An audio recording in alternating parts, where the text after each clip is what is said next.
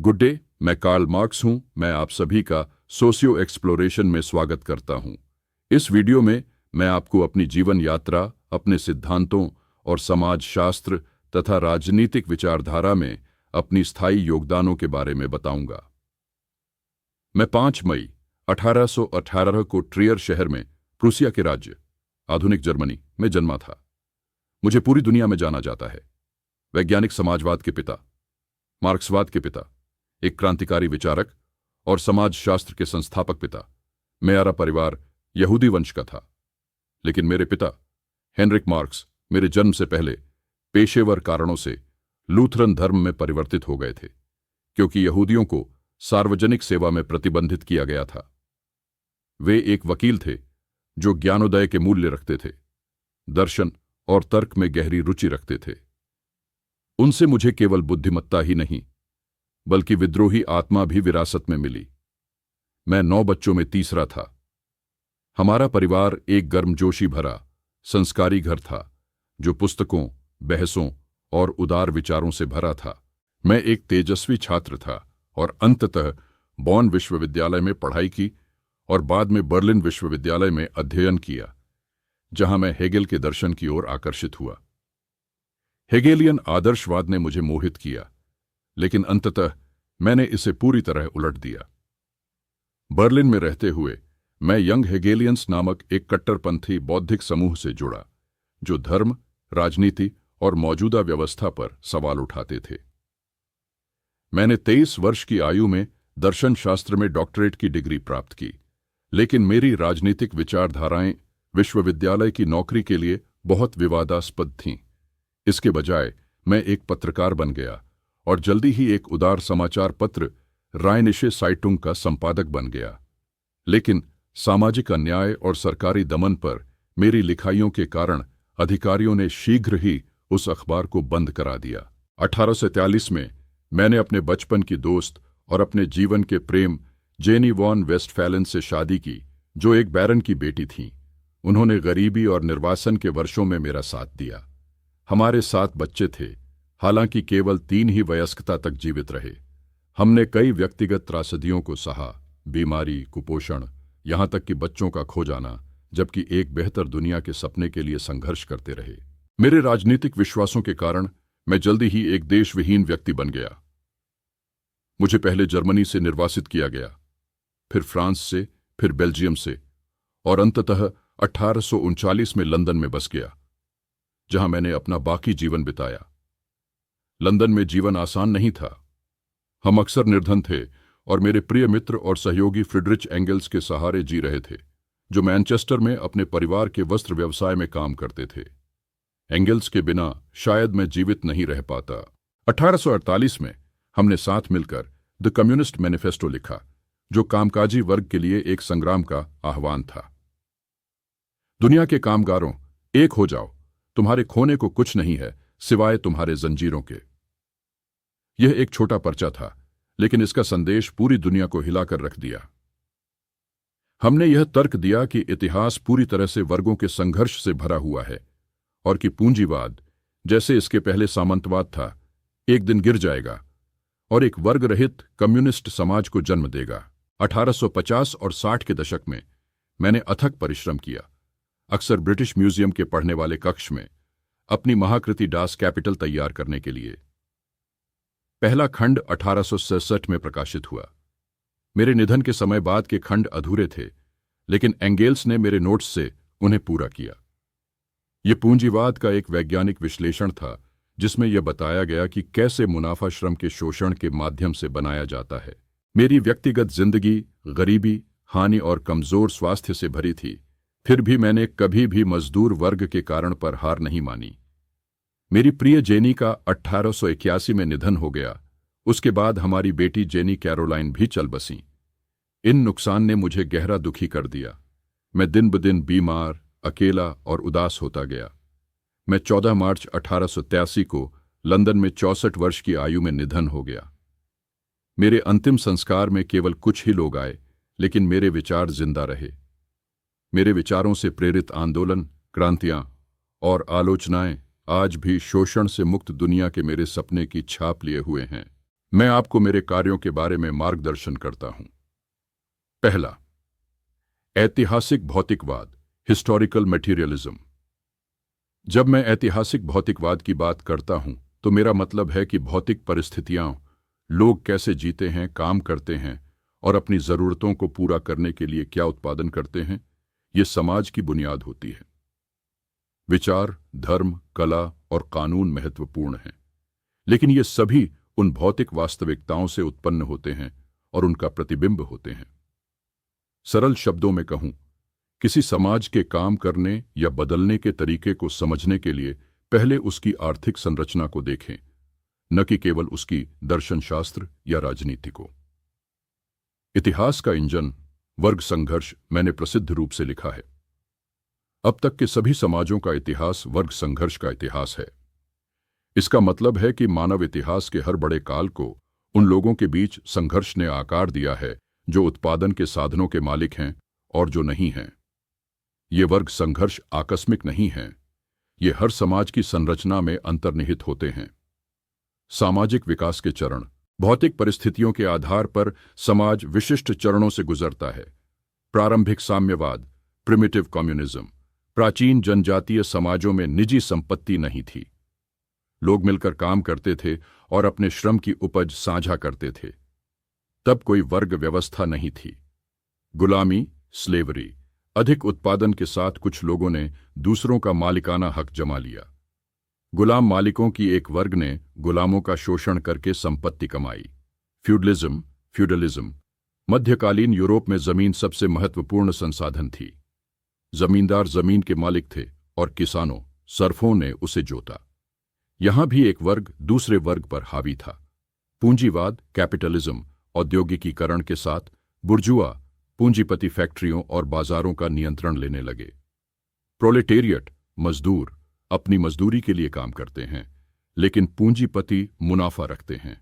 यह प्रणाली शोषण और असमानता पर टिकी है। समाजवाद और साम्यवाद, सोशलिज्म एंड कम्युनिज्म। आखिरकार मैं मानता हूं कि मजदूर वर्ग उठ खड़ा होगा, पूंजीवादी प्रणाली को उलट देगा और एक ऐसा वर्ग रहित समाज बनाएगा जहां उत्पादन सामूहिक रूप से स्वामित्व में होगा, न कि निजी। आंतरिक विरोधाभासों के कारण परिवर्तन हर प्रणाली में अपने अंत के बीज होते हैं। उदाहरण के लिए, फ्यूडलिज्म में व्यापार और नगरों का विकास पुराने जमीन आधारित अर्थव्यवस्था को कमजोर कर देता है।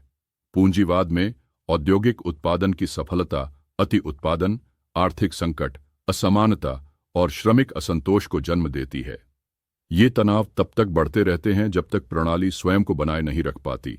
तब क्रांति होती है और पुरानी प्रणाली की जगह नई प्रणाली आती है। इसलिए मैं इतिहास को संयोग या अमूर्त विचारों द्वारा संचालित नहीं मानता। यह नियमों का पालन करता है, जैसे प्रकृति करती है। नियम जो भौतिक परिस्थितियों और वर्ग संबंधों पर आधारित होते हैं। मेरी एक अन्य प्रमुख रचना, वर्ग संघर्ष।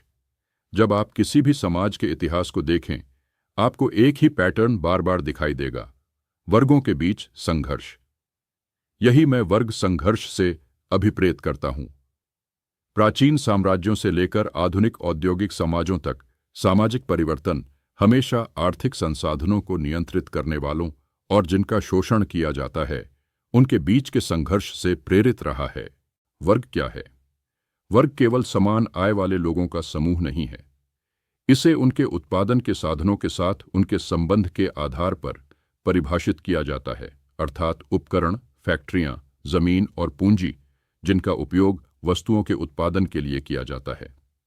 पूंजीवाद में दो मुख्य वर्ग होते हैं। बुर्जुआ, वे उत्पादन के साधनों के मालिक होते हैं। ये पूंजीपति, फैक्ट्री मालिक, बैंकर होते हैं, शासित आर्थिक वर्ग। प्रोलेटेरियट, इनके पास केवल अपनी श्रम शक्ति होती है, जिसे जीवित रहने के लिए उन्हें बेचनी पड़ती है। ये कामकाजी वर्ग होते हैं, श्रमिक, फैक्ट्री मजदूर, खान मजदूर, क्लर्क। ये दोनों वर्ग विरोध में बंद हैं क्योंकि उनकी हितों में मूलभूत अंतर होता है। बुर्जुआ लाभ कमाना चाहते हैं, जिसका मतलब है मजदूरों को जितना कम हो सके उतना भुगतान करना।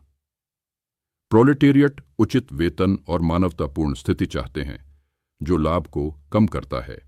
इतिहास में वर्ग संघर्ष क्यों महत्वपूर्ण है। मैंने तर्क दिया कि वर्ग संघर्ष इतिहास का इंजन है, सभी बड़े सामाजिक परिवर्तन के पीछे प्रेरक शक्ति। यह इस प्रकार काम करता है।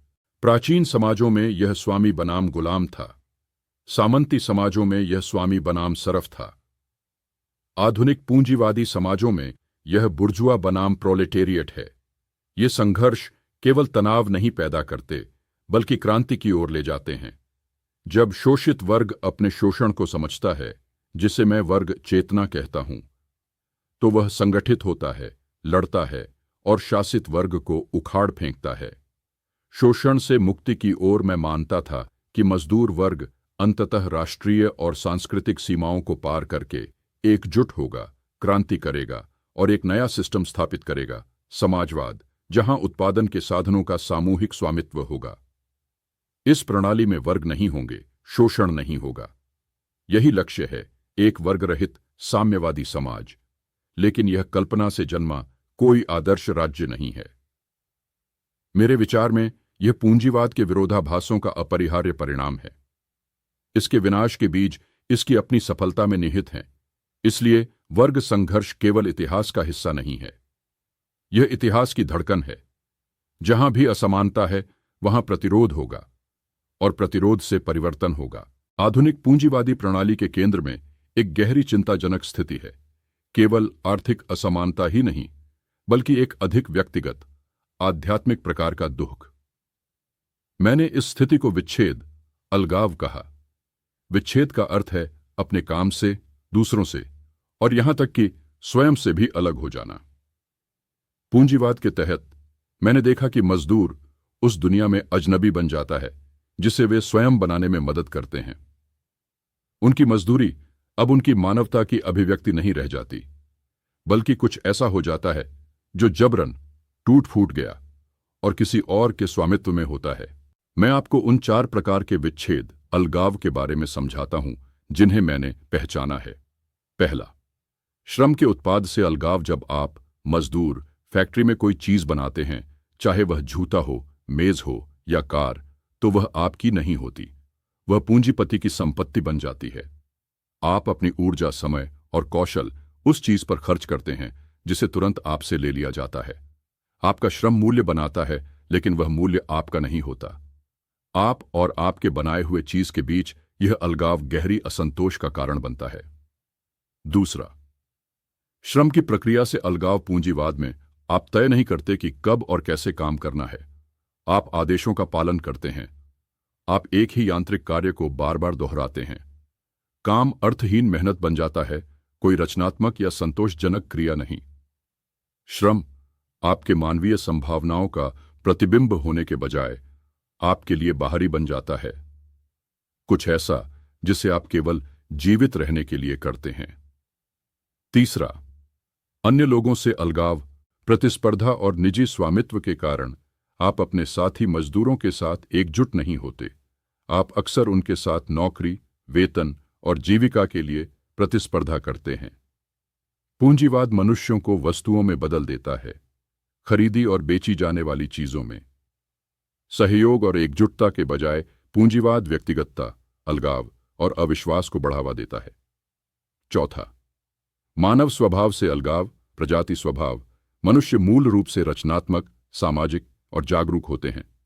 हमारा प्रजाति स्वभाव इस क्षमता से परिभाषित होता है कि हम स्वतंत्र रूप से, उद्देश्यपूर्ण और दूसरों के साथ जुड़कर काम कर सकते हैं। लेकिन पूंजीवाद के तहत यह स्वभाव विकृत हो जाता है। श्रम यांत्रिक बन जाता है, रचनात्मकता दब जाती है। आप मशीन में एक गियर बन जाते हैं। काम करने की क्रिया में ही आप कम मानवीय बन जाते हैं, जबकि यह एक मानवीय क्रिया होनी चाहिए। यह क्यों महत्वपूर्ण है? विच्छेद केवल एक दार्शनिक विचार नहीं है, यह लाखों मजदूरों का वास्तविक अनुभव है। वे असहाय, अलग-थलग और असंतुष्ट महसूस करते हैं। फिर भी समाज उन्हें दोषी ठहराने को कहता है, न कि सिस्टम को। मेरा विश्वास था कि सच्ची स्वतंत्रता तभी आती है जब मजदूर अपने श्रम पर नियंत्रण फिर से पा लेते हैं, जब काम एक सामूहिक, सार्थक गतिविधि बन जाता है, न कि किसी और के लाभ का उपकरण। इसीलिए मैंने निजी संपत्ति के उन्मूलन की मांग की, व्यक्तिगत स्वतंत्रता को नष्ट करने के लिए नहीं, बल्कि हमारी सामूहिक मानवता को बहाल करने के लिए। पूंजीवाद हमें अलग करता है, हमारे किए गए काम से, हमारी बनाई चीजों से, एक दूसरे से और हमारी असली पहचान से। केवल एक नया प्रकार का समाज, समाजवादी, सहकारी, वर्ग रहित, हमें वापस हमारे स्वयं के पास ला सकता है। पूंजीवाद की मेरी आलोचना में सबसे महत्वपूर्ण विचारों में से एक है अधिशेष मूल्य, सरप्लस वैल्यू की अवधारणा। यही वह रहस्य है जिससे पूंजीवादी लाभ कमाते हैं, और मैं तर्क करता हूं कि पूंजीवाद स्वभावतः शोषणकारी है। आइए इसे समझते हैं।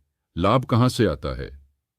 पूंजीवादी समाज में आप सोच सकते हैं कि लाभ मालिक की चतुराई, निवेश या कड़ी मेहनत से आता है, लेकिन यह एक भ्रांति है। लाभ श्रम के शोषण से आता है। जब एक मजदूर को काम पर रखा जाता है तो उसे मजदूरी दी जाती है। मान लीजिए यह भोजन, आवास और अन्य आवश्यकताओं का खर्च पूरा करने के लिए पर्याप्त है। इसे मैं श्रम शक्ति का मूल्य कहता हूं। लेकिन यहां एक चाल है। मजदूर काम के दिन में उस मूल्य से कहीं अधिक वस्तुएं बनाता है जितनी मजदूरी उसे मिलती है। अधिशेष मूल्य का निर्माण, कल्पना कीजिए कि मजदूर को प्रतिदिन $50 का वेतन मिलता है, जो उसकी श्रम शक्ति का मूल्य है। दिन के पहले कुछ घंटों में मजदूर $50 के सामान का उत्पादन करता है, जिससे उसने अपनी मजदूरी का मूल्य चुका दिया। लेकिन पूंजीवादी उसे घर जाने नहीं देता। मजदूर कई और घंटे काम करता है और $100, $200 या उससे अधिक मूल्य के सामान बनाता है। वो अतिरिक्त मूल्य जो मजदूर को मजदूरी के रूप में नहीं मिलता, इसे मैं अधिशेष मूल्य कहता हूं। और वह अधिशेष मूल्य कौन रखता है? पूंजीवादी। यह शोषण क्यों है? यह कोई निष्पक्ष विनिमय नहीं है। मजदूर को उसके द्वारा बनाए गए पूरे मूल्य का भुगतान नहीं किया जाता। उसका श्रम एक वस्तु की तरह व्यवहार किया जाता है और वह केवल उसका एक छोटा हिस्सा ही प्राप्त करता है। मजदूरों से निकाला गया अधिशेष मूल्य पूंजीपति का लाभ बन जाता है, जिसका उपयोग फैक्ट्रियों का विस्तार करने, मशीनें खरीदने, शेयरधारकों को भुगतान करने या बस धन संचय करने में किया जाता है। पूंजी बढ़ती है जादू से नहीं, बल्कि बिना भुगतान किए गए श्रम से। मैं अधिशेष मूल्य बढ़ाने के दो प्रकारों को भी अलग करता हूं। पहला, पूर्ण अधिशेष मूल्य, एब्सोल्यूट सरप्लस वैल्यू। मजदूरी बढ़ाए बिना काम के घंटों को बढ़ाना। उदाहरण, एक मजदूर को 8 घंटे की बजाय 12 घंटे काम करवाना, लेकिन समान वेतन देना। दूसरा, सापेक्ष अधिशेष मूल्य, रिलेटिव सरप्लस वैल्यू। तकनीक या गति के माध्यम से उत्पादकता बढ़ाना, ताकि मजदूर कम समय में ज्यादा उत्पादन करे। मजदूर को अभी भी समान मजदूरी मिलती है, लेकिन पूंजीपति प्रति घंटे अधिक मूल्य प्राप्त करता है। इन दोनों मामलों में मजदूर को उनके द्वारा उत्पन्न अतिरिक्त मूल्य के लिए भुगतान नहीं किया जाता। पूंजीवाद में भूमिका। अधिशेष मूल्य पूंजीवाद की जीवन रेखा है। इसके बिना कोई लाभ नहीं होगा और ना ही पूंजी का संचय होगा। इसीलिए पूंजीपति हमेशा मजदूरी कम करने, काम के घंटे बढ़ाने या उत्पादकता बढ़ाने की कोशिश करते हैं, मजदूर की मदद करने के लिए नहीं, बल्कि अधिक अधिशेष मूल्य निकालने के लिए। अधिशेष मूल्य अवैतनिक श्रम है। यह लाभ का छुपा हुआ इंजन है, असमानता का स्रोत है और मजदूर शोषण की जड़ है। मैंने यह प्रकट किया ताकि प्रणाली की संरचनात्मक अन्याय को उजागर किया जा सके, व्यक्तियों को दोष देने के लिए नहीं, बल्कि प्रणाली को बदलने के लिए।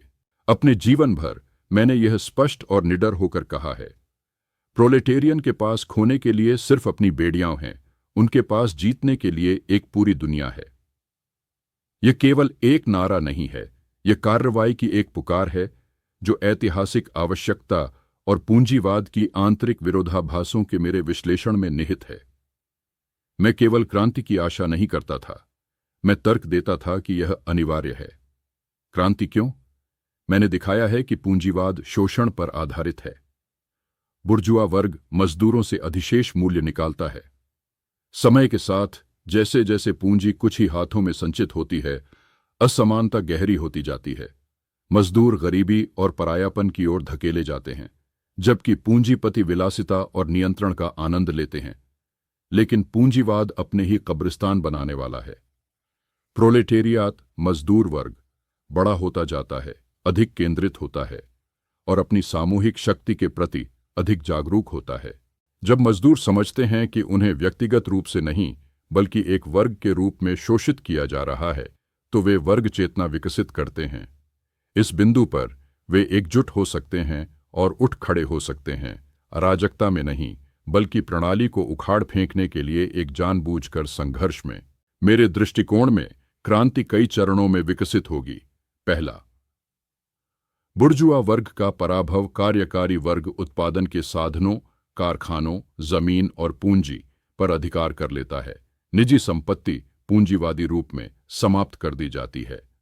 उद्देश्य सभी के लिए विलासिता की वस्तुएं प्राप्त करना नहीं बल्कि शोषण समाप्त करना है। दूसरा, सर्वहारा वर्ग की तानाशाही एक संक्रमणकालीन अवस्था जहां कार्यकारी वर्ग बहुमत के हित में शासन करता है। यह दमन नहीं बल्कि मुक्ति है। पूंजीवादी संरचनाओं को समाप्त करने और विरोध क्रांति को रोकने का आवश्यक कदम। तीसरा, राज्य का क्षय। अंततः जब वर्ग भेद समाप्त हो जाते हैं तब राज्य, जो ऐतिहासिक रूप से वर्ग शासन को लागू करता रहा, की आवश्यकता समाप्त हो जाएगी। इसके स्थान पर एक वर्गहीन, राज्यहीन, साम्यवादी समाज उभरेगा। साम्यवाद क्या है? बहुत से लोग सोचते हैं कि साम्यवाद जबरन, समानता या राज्य नियंत्रण है, लेकिन यह वर्ग समाज के अंत के बारे में है, जहां उत्पादन के साधन सामूहिक रूप से स्वामित्व में होंगे। श्रम स्वतंत्र और संतोषजनक होगा, न कि जबरदस्ती। वस्तुएं मानव आवश्यकता के लिए उत्पादन की जाएंगी, लाभ के लिए नहीं। लोग अपनी क्षमता के अनुसार योगदान देंगे और अपनी आवश्यकता के अनुसार प्राप्त करेंगे।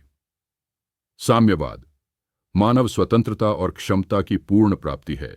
यह कोई सपना नहीं बल्कि मानव इतिहास का अगला चरण है, जो सदैव वर्ग संघर्ष द्वारा प्रेरित होता है।